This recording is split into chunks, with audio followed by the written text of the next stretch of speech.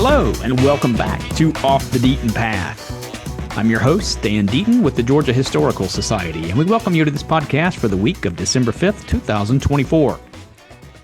We are coming to you this week from the Fellow Traveler Department here at the Georgia Historical Society on the 15th floor of the Jepson House, overlooking beautiful Forsyth Park in downtown Savannah.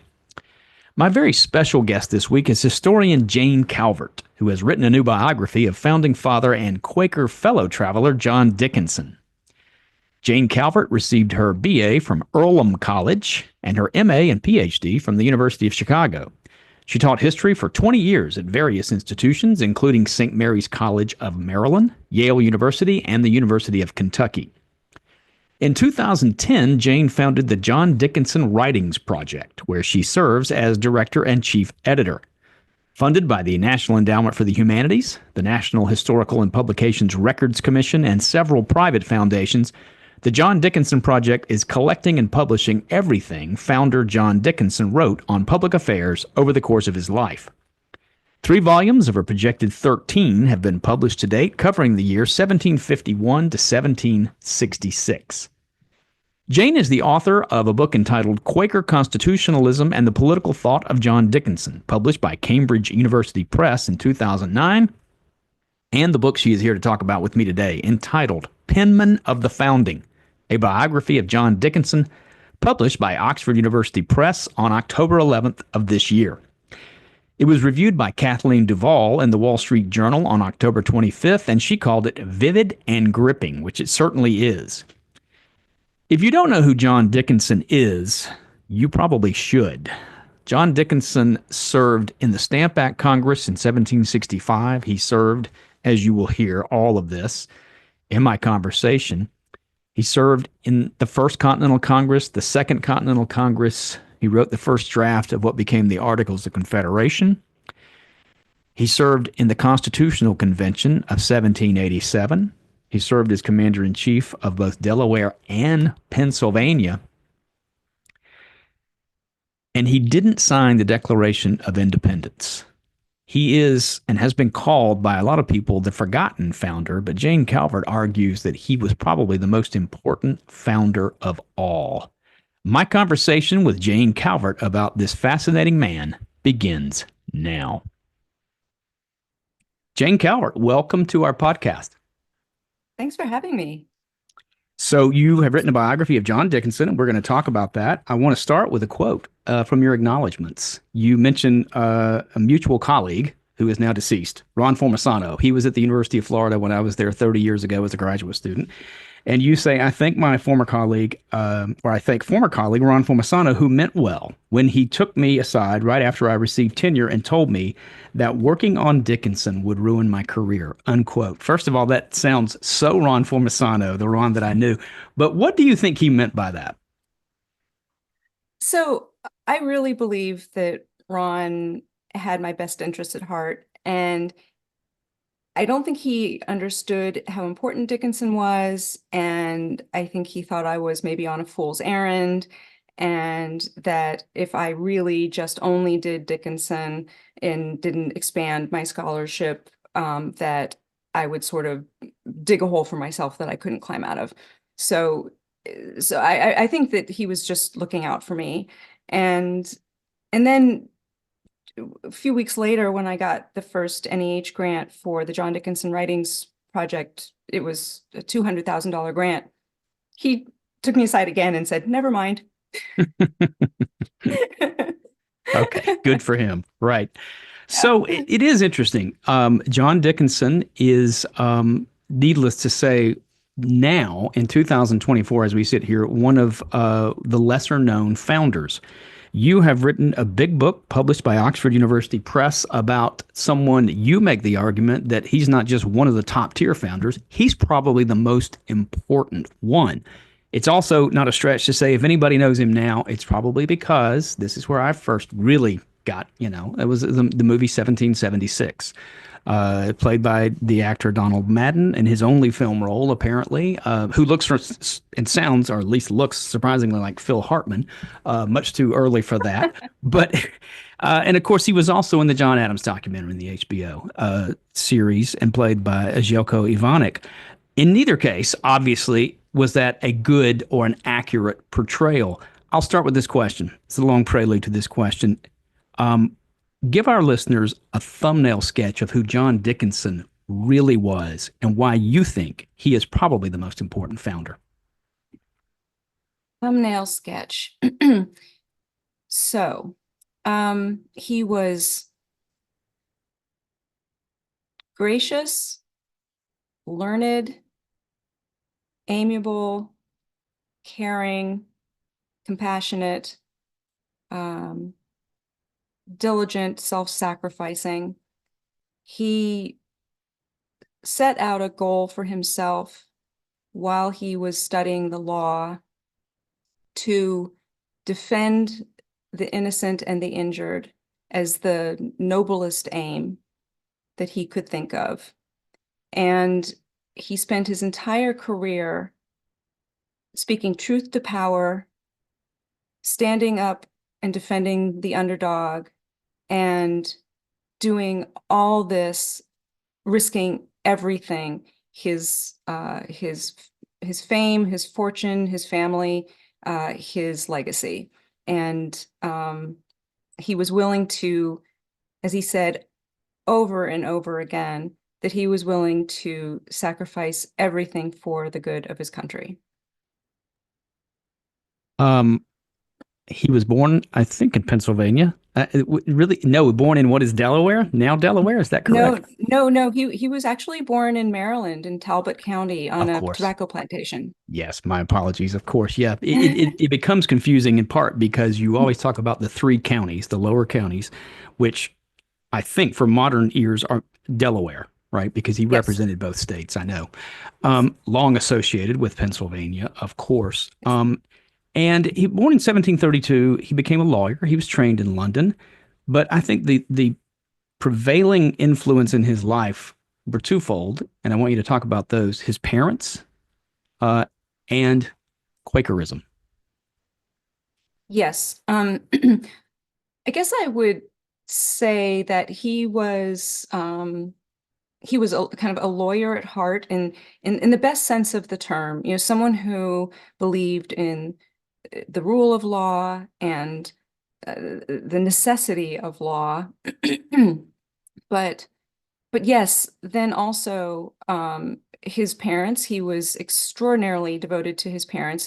His father died in 1760, but his mother lived until 1776, and he was very close with both of them, but especially his mother, who I think was really a huge influence on him, especially where religion was concerned, but also literature and poetry.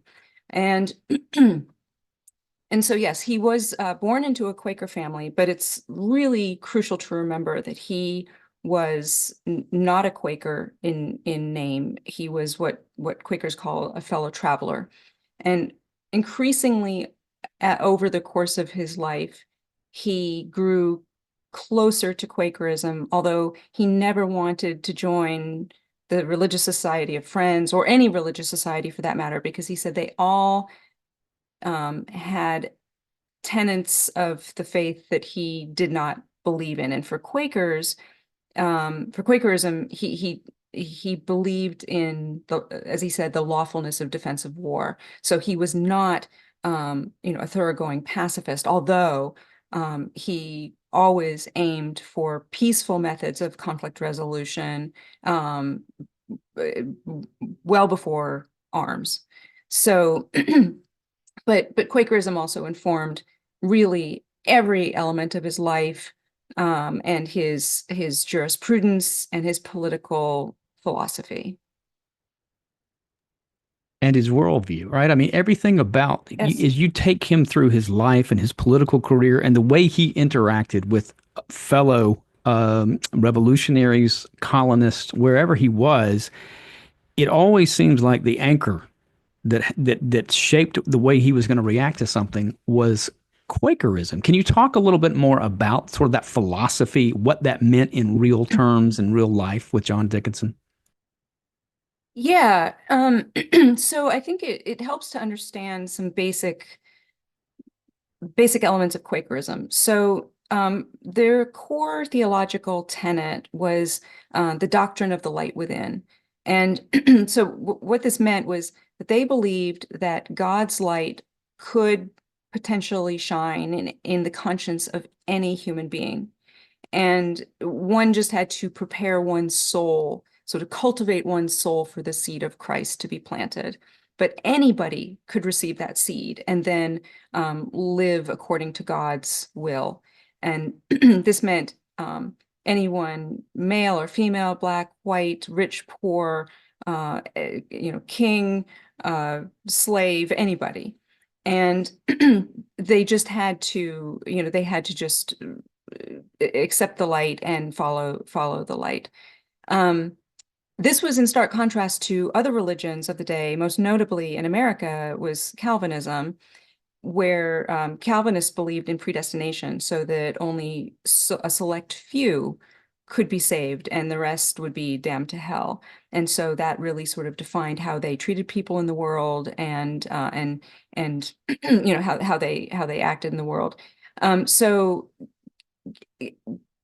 given this understanding of that of God in every person, that predisposed Quakers to believe in equality, because they didn't believe necessarily in social or civic equality, but they believed in spiritual equality, which meant that so everybody had the same light of God. Now, some people might have a greater measure of God's light or a lesser measure, but that meant that anybody could be a preacher or minister, and anybody might actually speak God's will. So the community had to be open to everybody because they never knew who God might speak through.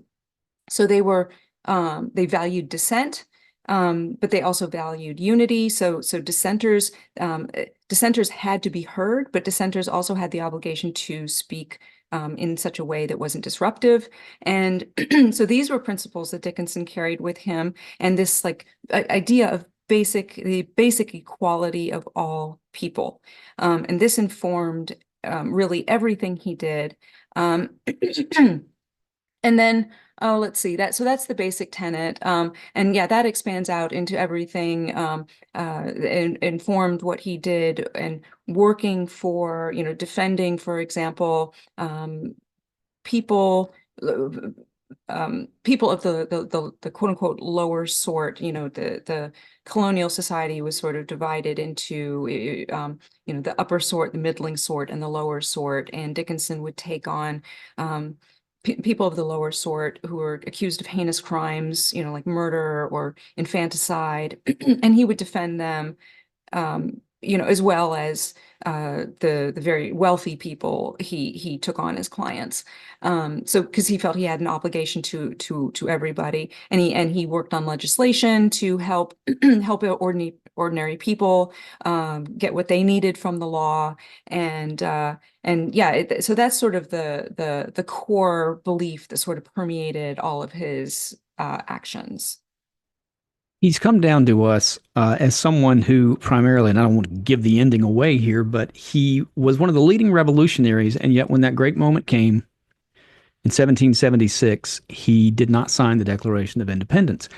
And yet, still, he is considered one of the mainline founders. And yet, there have been very few biographies of him. And we know over the last 25 years, we have all lived among what we call founder chic. As somebody called it, there have just been endless biographies of everybody. I mean, recently there was one on Samuel Adams. Why haven't we seen one in many years, and no really good ones, about John Dickinson? Well, there's a lot there to unpack, and I guess I would start first with the kind of misnomer that he was, quote unquote, a revolutionary. So, he has this title that was given to him in the late 19th century by a scholar, Penman of the Revolution. Well, yeah, that sounds good, but the problem is, well, he did write more than any other founder for the American cause. But he actually did not want revolution, and all of his writings were to prevent revolution. And yet, he was America's first celebrity. He was the spokesman for the resistance to Britain. All of the leading figures in the other colonies were merely local.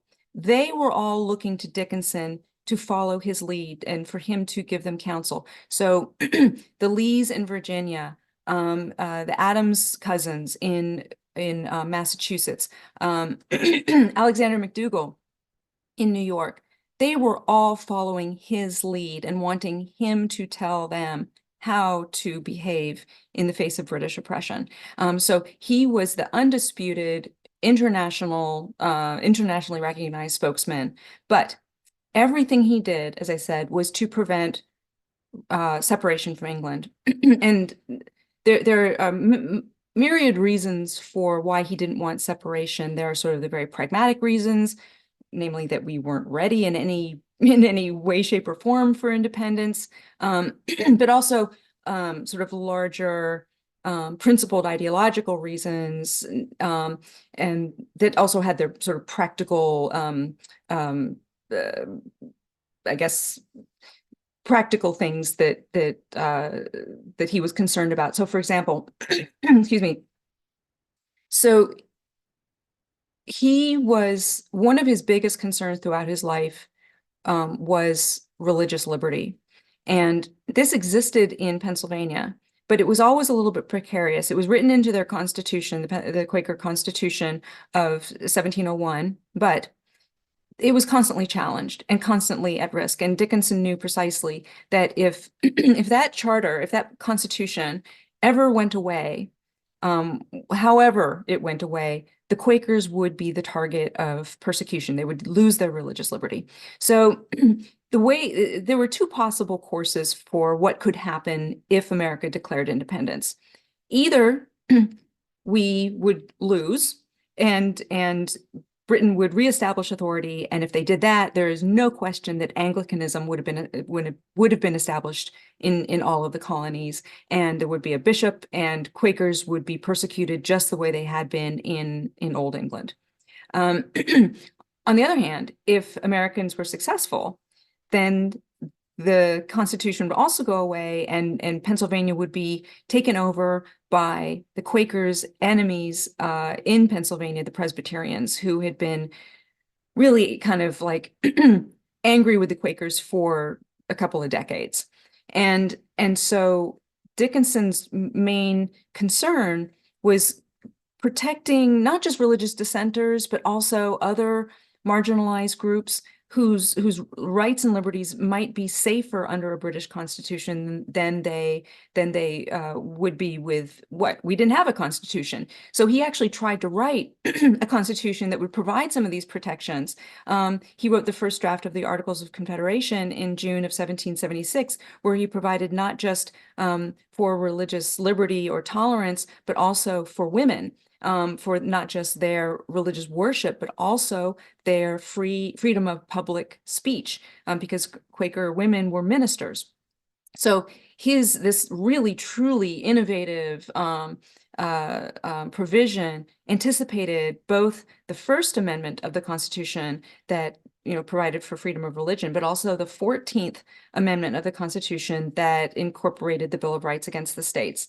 So and as it turned out, as our revolution was going forward, exactly what he feared happened. The Presbyterians took over Pennsylvania, and they immediately began persecuting Quakers, and Quakers endured some of the worst persecution during the Revolution than they had experienced since the 17th century in England and Massachusetts. Okay, so now back up a little bit, and we'll talk about your main question, which is why don't we know who Dickinson is today? Similarly, there are myriad reasons for that. And they range from very sort of tangible, practical things, such as his papers were not available until the 1930s or 40s. And even then, they were not legible, and they were in complete chaos. So unlike all of the other major founders, Washington, Madison, Jefferson, Hamilton, Franklin, Adams, who all have documentary editions of their papers, volumes and volumes of their papers, Dickinson had almost nothing. So people either didn't know about him, or they could just sort of say whatever they wanted, and there was no way to sort of, fact check or confirm or deny or anything. So then that's one practical reason. And another sort of side issue is that Dickinson was not like the others. He did not sort of do things to sort of preserve his legacy. He basically said, I trust Americans, I trust posterity, that they will understand what I did, and I'm not going to put myself out there and write a memoir or promote myself. I'll just leave that to posterity. Um, so those are a couple just sort of easy to understand reasons. But if I had to pinpoint one reason why Dickinson is unknown today, or obscure, it is owing to mainly John Adams. John Adams was a a deeply sort of dissatisfied and jealous man, and not a very reliable narrator. And he kind of knew these things about himself, which makes him sort of endearing in a weird way. But he was he saw Dickinson as his main rival and was more jealous of Dickinson than anybody else. And he really did everything he could from about 1774, 75 on to more or less undermine Dickinson and sort of, I guess, what you like, sort of neutralize him.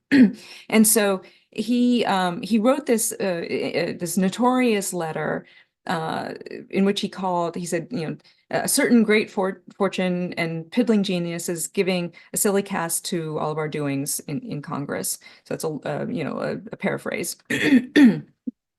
And that letter was intercepted by the British and published. And so this was in the summer of 1775. And the short-term effect of that was that Adams was ostracized by Congress, and Dickinson stopped speaking to him. They stopped interacting with each other.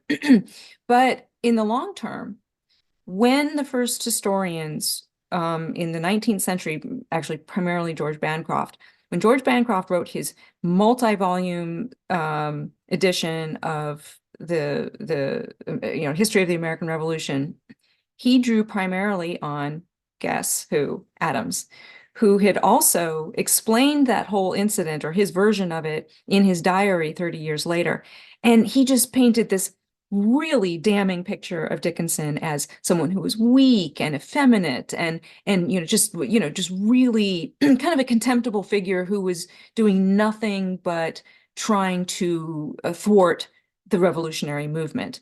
And then Jefferson added to all this by taking credit for a famous document that Dickinson had actually had mainly drafted, and that was the Declaration on Taking Up Arms.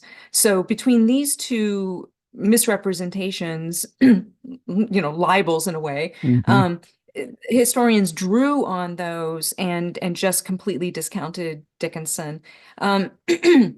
So and then subsequent historians just repeated those same mythologies or lies or whatever you want to call them, just repeated those over and over and over until they became, they look like fact.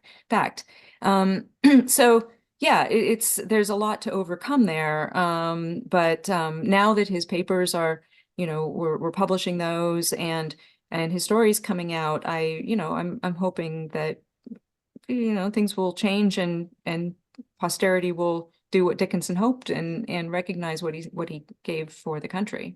Mm-hmm. There's a lot to unpack in your answer there. There's so many things there that are so fascinating about what did happen. Some of it in his lifetime, and some of it he had. Let's face it, we all know Adams and Jefferson had the good luck to sort of outlive everybody, and they wrote a lot to each other and to other people. I have to confess, I had always thought that Jefferson was the author of the Declaration for the Necessity of Taking Up Arms. These two famous documents that came out of the Second Continental Congress in the summer of 1775. One was the Olive Branch Petition, which was seeking, again, reconciliation, while the other one, simultaneously, was Let's Prepare for War. John Dickinson was the author of both of those at the same time, and it seems almost contradictory now. But I think it again really puts the spotlight on the fact that he was so integral to what was happening, sort of on both sides. And you do a really great job of explaining John Dickinson was not opposed to a United States, if you will. He just didn't think the timing was right. You talked about that. Let's back up for a moment. He was very famous by the time the First Continental Congress met. As you pointed out, he had an international reputation, and that was because of a publication, a series of letters he wrote in 1767. Tell us about those. Yeah, those were the letters from a farmer in Pennsylvania.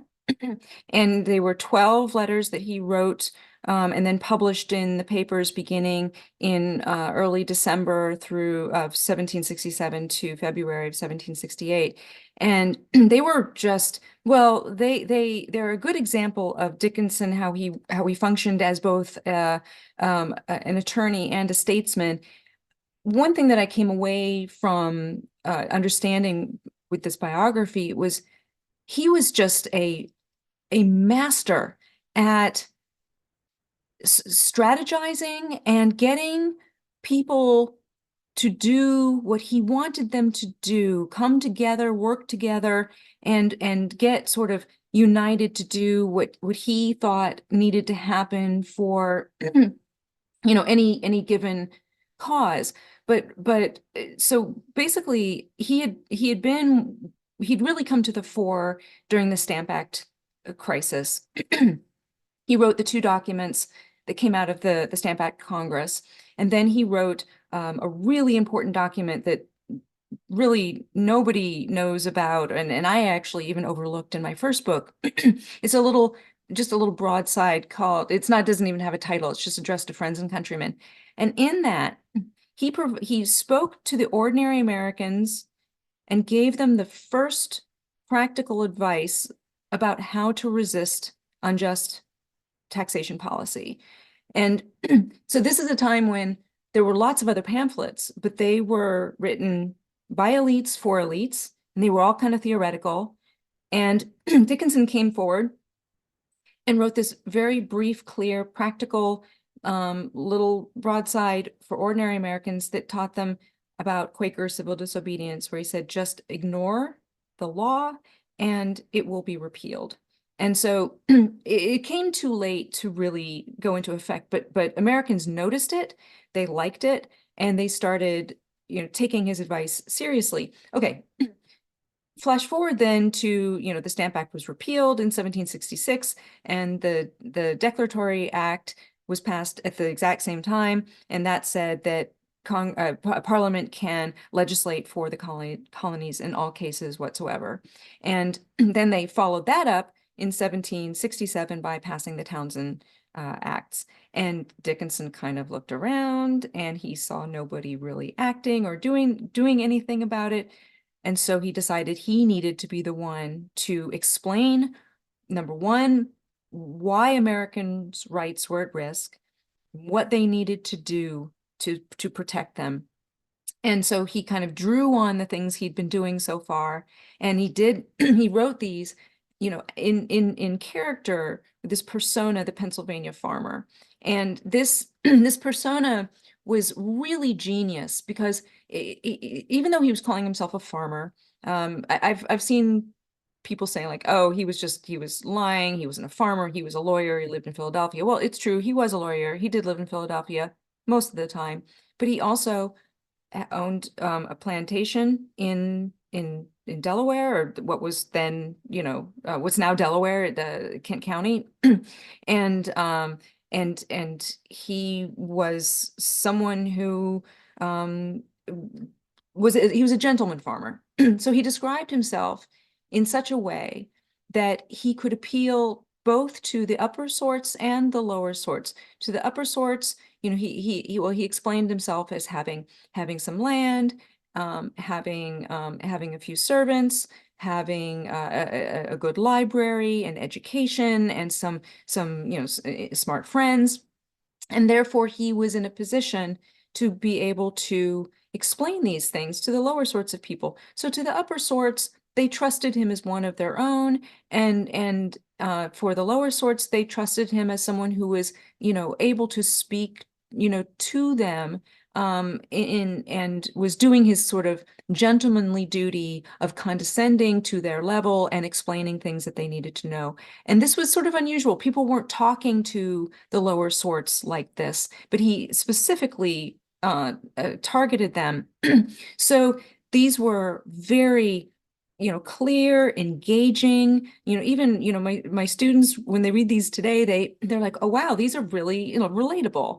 And so, people read them and the effect was just immediate. I mean, even before all the letters were published, the most striking response was Massachusetts took notice, and the legislature immediately saw that they needed to follow the farmers' advice, and that America needed to unite, and they needed to resist peacefully. And so in response, the Massachusetts legislature wrote the famous circular letter that was sent around to all of the other colonial legislatures and actually got the resistance united. And so, this was Dickinson was the reason this happened. And the town of Boston actually, thanked him publicly for this. And then the thanks just sort of rolled in from all the colonies, and toasts and tributes and statues and just all, I mean, really, like the fandom just just kind of exploded. And the haters and the trolls, you can't be a celebrity without haters and trolls, and so he had those as well. But yeah, this just really changed the landscape, and got Americans thinking of themselves for the first time as not just Britons connected through Great Britain, but as Americans with an identity distinct from their British identity. And so, and then he followed this up. He followed the farmers' letters up with America's first patriotic song that gave us our first national motto, which was by uniting we stand, by dividing we fall. And and that was really, yeah, it became the first national motto, and was something Dickinson, unity was what he sort of preached for his entire career, at least since the farmers' letters. And even though his name was not on the letters when they were published, he very soon became known across really the Western world as the author of these. And so this is one of the things you say that gets your attention immediately in this book. And I'm going to quote it here. If there were a single individual who could be credited with bringing the United States of America into being, it would be Dickinson. Now that's right off the bat. And you think, whoa, how can that be? And then you spend the rest of the book really making the case for him. But it begins here with these letters. We often hear about Thomas Paine being the first one to write at a level that everybody could understand what was at stake. But really, 9 years earlier, John Dickinson had done it first. And I mean, they're still easily available on the internet. Anyone can read these. And as you say, they are eminently readable 250 years later, really. Yes, absolutely. Right. And like, look, I also say in there that, it's absurd. It would be absurd to credit any one person Mm-hmm. with founding the United States, but if we had to pick one person, Dickinson was the only individual who was active in America on the scene from the very beginning of the resistance into the early republic. And even though he didn't always, didn't always get his way, a lot of times his colleagues in Congress just dismissed what he said, or in the Constitutional Convention. But eventually, almost always, whether it took 2 years or 200 years, Americans have kind of gradually come around to his way of thinking on many, many issues. And I guess I thought I knew Dickinson. I worked on him for 20 years before I wrote this book. I thought I knew the depth and extent of his career, but writing this book, I was astounded that he was just everywhere all the time in ways that I hadn't even known about or imagined. And it really even just blew me away. And it is astonishing to watch his evolution over time. He becomes, again, not to give it away, and we'll talk about this in a little bit, but he becomes anti-slavery in a way that almost no other founder, I put quotes around that, was. He acted upon his beliefs eventually. He was a proponent, maybe he wouldn't have used these words, of women's rights. I mean, maybe he would have, I don't know, but it was astonished how he tried to slip his or her, that phraseology into some of the legislation that he wrote. Go back for a moment to a phrase you used, and I was struck by this. We often think of in our own time Gandhi, and before him Thoreau, when we talk about civil disobedience. But you say that John Dickinson advocated civil disobedience throughout, and of course, it comes from his Quaker roots. Quaker, not a Quaker, but Quaker, his fellow traveler roots. Can you talk a little bit more about how that played out in real life? Yeah, the Quakers, they were really brutalized in England. So they first arose during the English Civil War as one of the many sort of, dissenting sects that that grew up at that time, and they were really the only one to survive out of it. And in when the Restoration happened, so the king was restored to the throne in 1660. Quakers, they were very active proselytizers. Their goal was to turn the world into Quakers, and they were aggressive, but they also were pacifists. And so they had had the aggression of Puritans, but the pacifism of Anabaptists. So they were kind of passive aggressive, haha. And they believed that they should not be persecuted, especially for religious beliefs. This was their main thing. They wanted religious liberty. And yet at the same time, they did not believe that they should disrupt the unity of the polity. So the small c constitution of the people, they believed, had to remain intact. And the reason is, I mentioned this before, Quakers believed both in unity, the unity of the polity, but also dissent within that polity. So that the only way you can find God and understand God's will is through his light in your individual conscience, but you can't understand that in isolation from the community. So you have to come together as a community to, it's like a pieces of a puzzle. You have to put them all together in order to see the complete picture of what God wants. So, so they believed that the Constitution was ordained by God and therefore sacred, but the key is that even though it was ordained by God and sacred, it was transcribed by fallible human beings.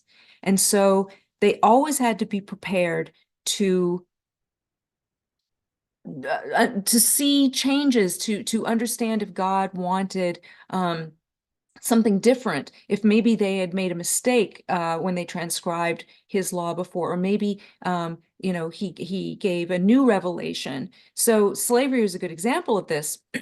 So Quakers, they enslaved people in the 17th and 18th centuries, but they gradually began to realize that God did not want enslavement, and so Quakers started uh, trying to agitate amongst themselves to free the enslaved people. And the way they did this first was one particular man named Benjamin Lay. He was very disruptive and very provocative, and he went about challenging Quakers on their slave owning practices. And he was so disruptive that it got him disowned from the meeting. He was kicked out.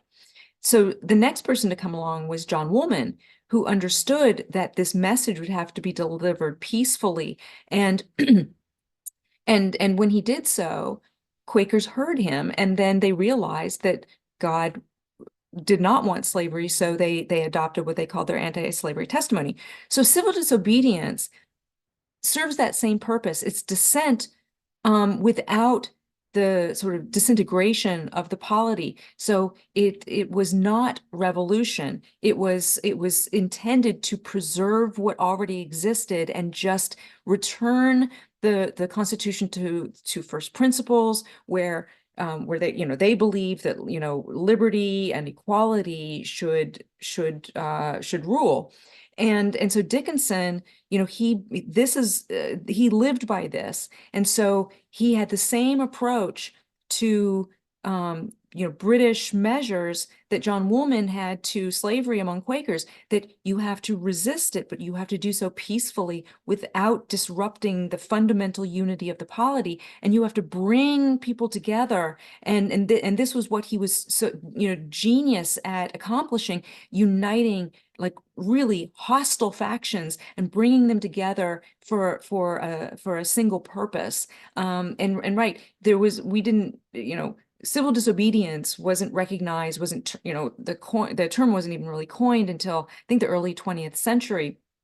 And civil disobedience itself was not even widely recognized as a legitimate form of resistance within a democratic polity until it was popularized by Martin Luther King. And especially we can see the best, most succinct, clearest expression of Quaker civil disobedience in Martin Luther King's letter from a Birmingham jail, which he wrote at the behest of Quakers.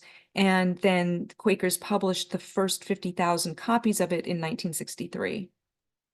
It's an astonishing evolution of this idea. And the way you describe it, and we're talking about his political philosophy, the way that you described it, what made him so successful when he wrote is that he had the ability to not sort of be a bomb thrower. He didn't go in there as a troll and just sort of be sarcastic and make fun of his political opponents. He first laid out their views and said, hey, to use the vernacular here, I understand where you're coming from. I get why you feel the way that you do. Let me suggest you think about this way, and maybe we can come together. And it was enormously successful, but at the same time, it's one of the reasons I think that he's sort of been washed out of the national fabric, if you will, is because we can't decide. First of all, one of the previous biographies in 1983 by Milton Flower was John Dickinson, conservative revolutionary, or at best, he's a moderate. We don't tend to rally around those people. But what you call him, and I want you to describe exactly what this means, is that you really don't talk about either of those. You call him a political trimmer, but in the best sense of what that word meant, which I think has been lost to us today. We think of trimmers as being somebody who sort of plays both ends against the middle to get what they want. Describe John Dickinson as a political trimmer. What did that mean? So the trimmer it's a nautical metaphor, and it does have two senses of the term. And if we're talking about nautical things, sailing on a ship with sails, a trimmer, it serves one of two purposes. Either it's the person who trims the sails to go with the prevailing wind. In as a political metaphor, that is an opportunistic person, someone who just sort of wants power, wants to get ahead, to aggrandize him or herself, and just sort of jumps on the bandwagon, so to speak, and goes with the crowd, and sort of jumps in front of the mob and goes with them. But the other sense of the trimmer is what I mean for Dickinson. The other sense of the trimmer is the person who shifts the ballast in the hold of the ship, the weight in the ship, in order to prevent the ship of state from capsizing. So the trimmer has to have an eye on the goal, the eye on the destination. And for Dickinson, it was liberty. And so he would shift his considerable weight, maybe a little to the right, maybe a little to the left, to prevent the ship of state from capsizing and keep it on a straight and true course. So it has a little bit, it's like a little bit of an optical illusion. It actually looks like the person is moving where the ship is concerned from right to left, but actually he's staying true to that final destination. So it's really a beautiful metaphor that captures exactly what Dickinson was doing, and also why some people really hated him, because the someone on the left or the right, everybody wants the trimmer to side with them because he has power, he has the weight. And if he doesn't side with them, then they come after him and they attack him and they try to bring him down, which is exactly what John Adams did. And so yeah, and John Adams wasn't Dickinson's only enemy. But one other thing I want to just mention quickly. So in Dickinson's speaking to his audiences, you're absolutely right that he took pains to start out by identifying with his audience and saying, look, I feel with you, I think with you, I understand where you're coming from, and I believe the same thing. But then I learned something, I thought about it, I read about it, I came to see it another way, and let me explain my journey in this and see if it can help you understand and see things more clearly. So that was almost always how he approached people, and why people trusted him, because he empathized with them. And I would suggest that this is the very model of democratic discourse that is essential for the survival of a democracy like ours. That said, sometimes he did lose his temper. Mhm. Sometimes he got frustrated, and there are a couple occasions where he did not practice that, and he kind of lost his composure and went after his enemies with, sarcasm and derision. This was usually when he had tried everything else and just couldn't take it anymore. And so there are a couple of occasions where he just sort of just let loose, and he could be very funny at the expense of his enemies when he wanted to be. But we really only have a couple of instances where he let loose like that. But it's quite telling about sort of what he was really thinking and the kind of restraint that he usually practiced. In the interest of time, and there's so much to talk about here. The other thing he was that I didn't know at all, and you really spend a great deal of time, you weave this into his story, is he was a philanthropist. He gave generously of his resources, both time and money, to causes he believed in, most especially education, in a way that I don't think any other founder did. Probably not even Franklin. Yeah, this was something that astounded me as well. I mean, I knew that he was a philanthropist and cared about education, but well, I didn't know the extent of it, and I don't know. I tried to find some research that would shed light on philanthropy in the early republic, and in my limited time, I didn't find what I was looking for. Mm. But if I had to guess, I mean, Dickinson was one of the wealthiest men in America, by far. He owned just an incredible amount of property in the Delaware Valley and was just phenomenally wealthy.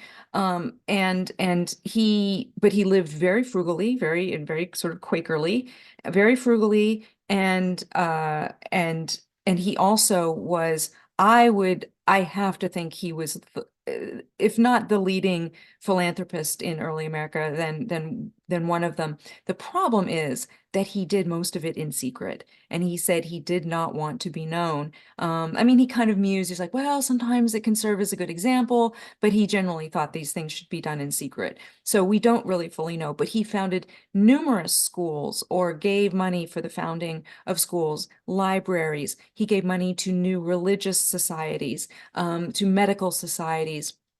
But I would say his main concern was civic education, and he wanted civic education. For him, was sort of a mixture of, well, it was a liberal arts education, and he clashed with Quakers on this point. They wanted his money, but they did not want his curricula, and they wanted sort of more religious guarded education, and he wanted more of a liberal arts education. And what that would entail, I mean, he believed religion was key. It was crucial, but he also believed in science and classical languages and literature. And he wanted even the poorest students, male and female, black and white, to have this education. So there's one school that he was, I believe, I think it was one he was on the board of.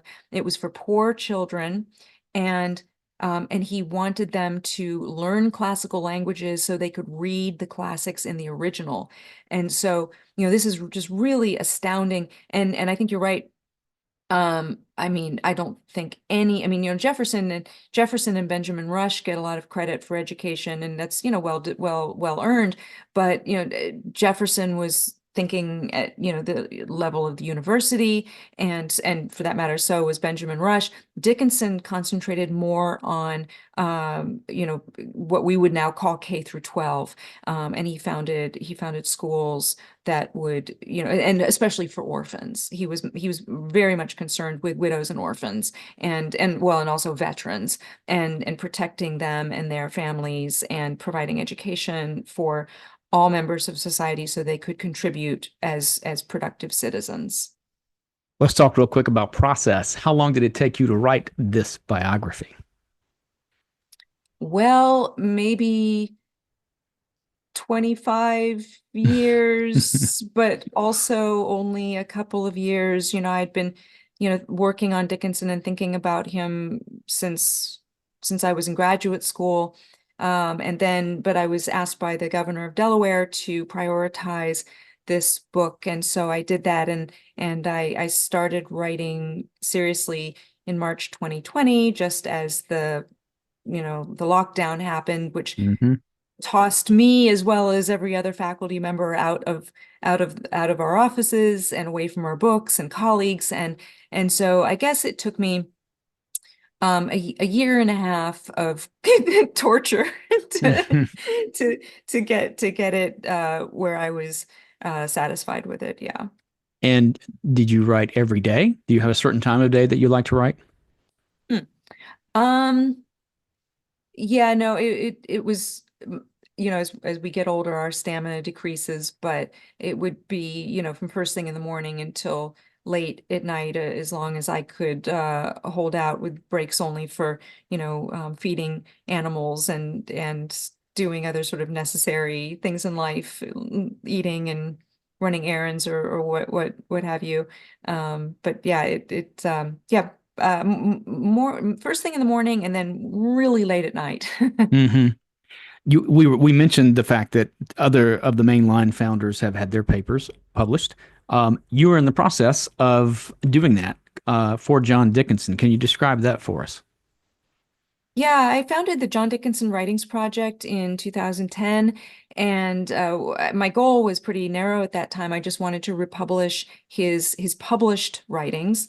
But then there was sort of mission creep, as I realized, oh, well, there are all these drafts of his writings, and then there's all this wonderful correspondence that sheds light on his writings.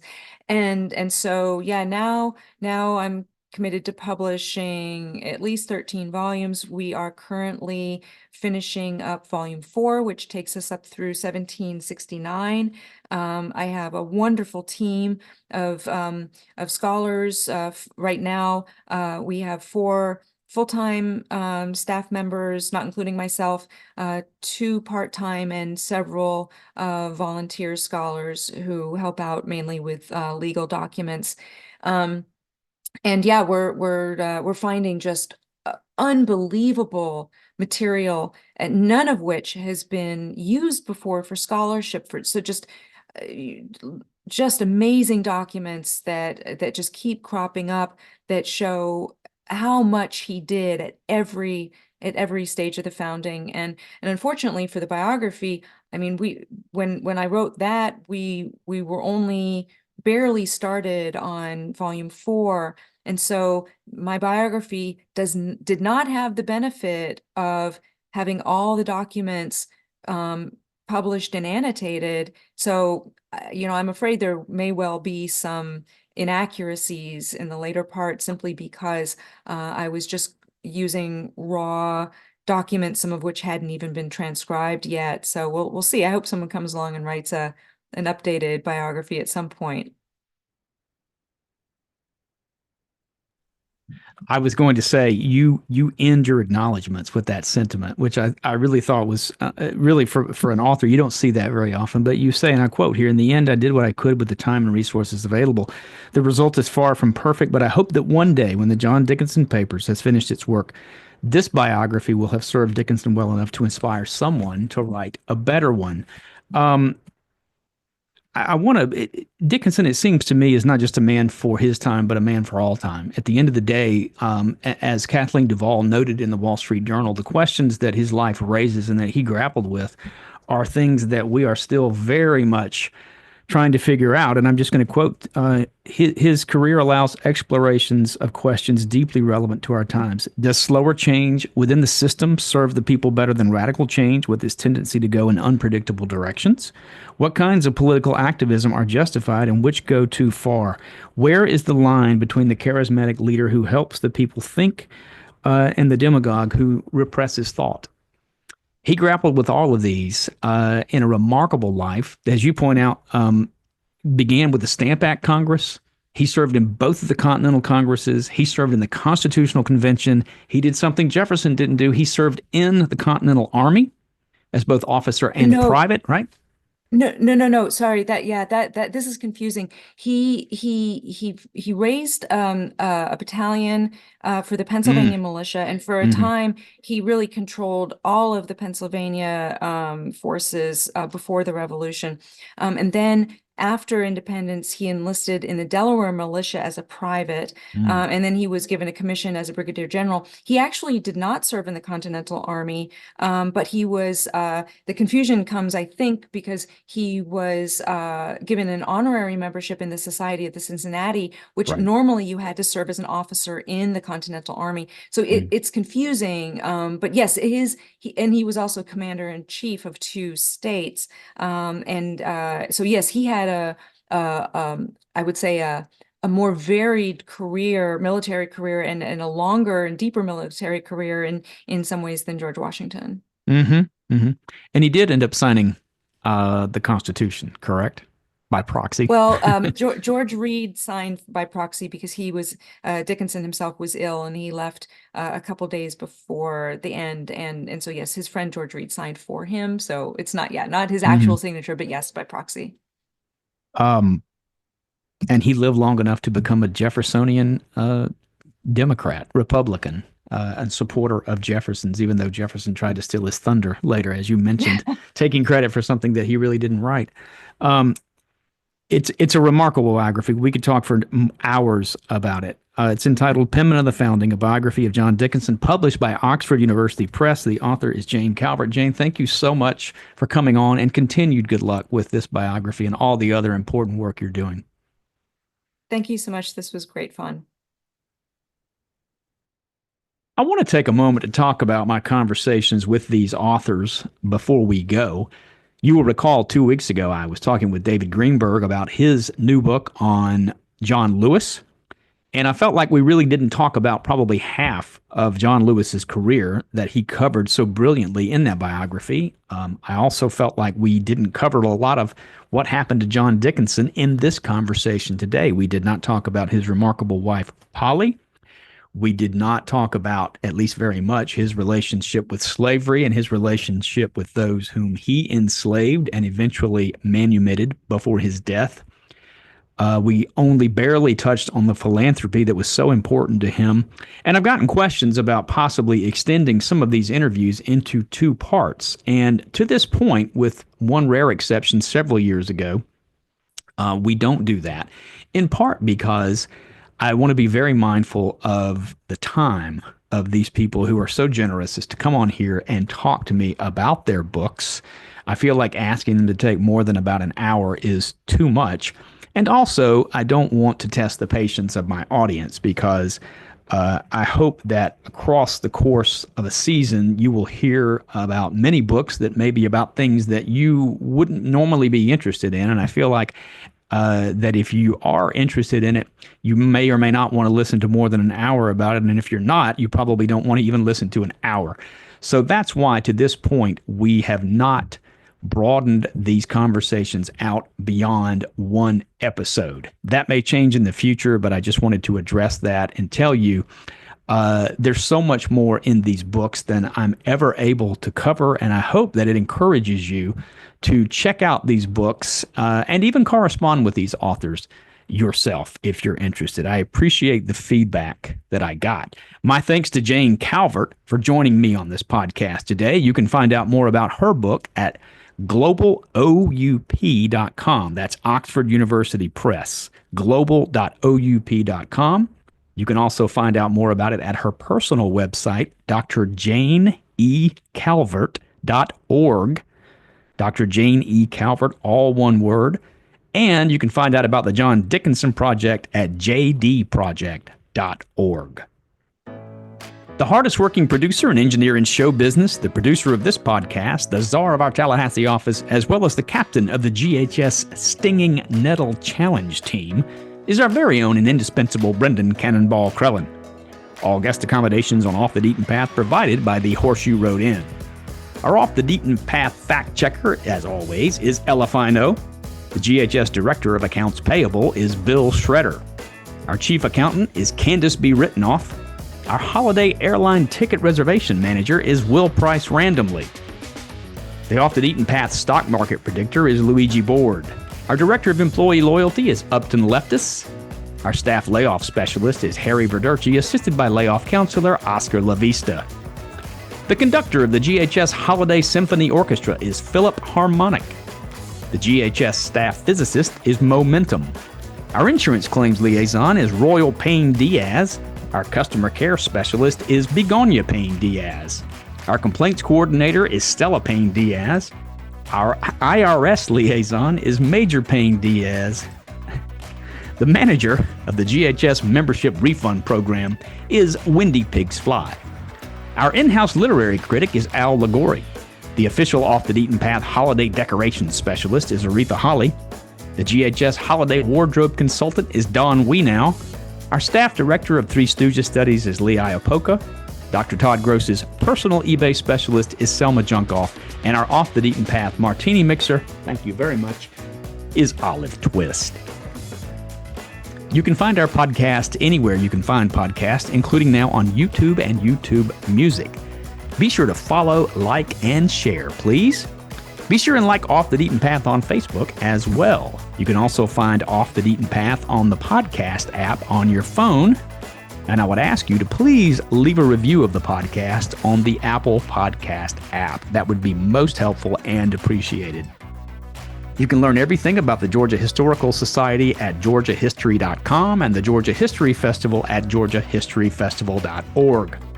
Please also visit deatonpath.georgiahistory.com and check out dispatches from Off the Beaten Path, my blog, and similar fellow traveler podcasts like this one. Stay safe, stay strong. I'm Stan Deaton with the Georgia Historical Society. As always, thank you for listening.